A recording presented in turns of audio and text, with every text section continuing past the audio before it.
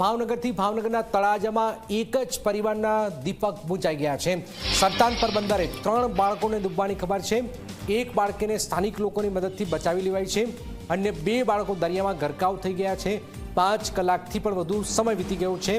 2 બાળકો નથી મળ્યા। હાલ પણ બાળકોની શોધખોળ હાલમાં ચાલી રહી છે। વારંવાર ડૂબવાની ઘટનાઓમાં વધારો થઈ રહ્યો છે। વધુ એક ઘટના આપ જોઈ રહ્યા છો, જેમાં તળાજાના સરતાનપર બંદરથી 2 બાળકો હજુ પણ મળી નથી આવ્યા। નવનીત અમારી સાથે જોડાઈ છે। નવનીત, 2 બાળકોને 5 કલાકનો સમય થઈ ગયો, નથી મળ્યા। હાલમાં શું જાણકારી?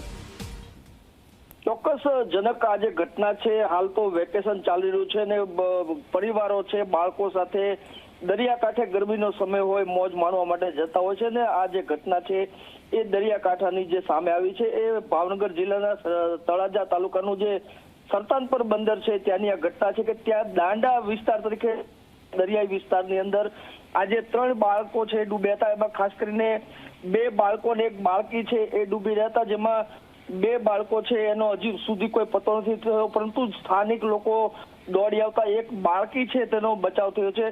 આ જે 3 બાળકો છે એ ખાસ કરીને જે તળાજા વિસ્તારના તે જે સ્થાનિક જે વ્યક્તિ છે તેના છે એના જે પરિવાર છે એના દ્વારા હાલ તો સ્થાનિકોની મદદથી શોધખોળ ચાલી રહી છે। જે સ્થાનિકોની પાસેથી જે જાણવા મળ્યું છે તે મુજબ રમેશભાઈ ટેકાભાઈ જાદવ નામના જે વ્યક્તિ છે તેમના 3 બાળકો હોવાની હાલ તો જાણકારી મળી છે, પરંતુ ખાસ કહી શકાય કે હાલ જે સમાચાર સાંપડી રહ્યા છે એ મુજબ જે શોધખોળ દરમિયાન બંનેના મૃતદેહો મળી આવ્યા હોવાની જે વાત છે હાલ તો સામે આવી રહી છે, પરંતુ હજી સુધી કોઈ પુષ્ટિ નથી। પરંતુ આ બંને બાળકોના ડૂબી જવાથી મોતની જે બિલકુલ આભાર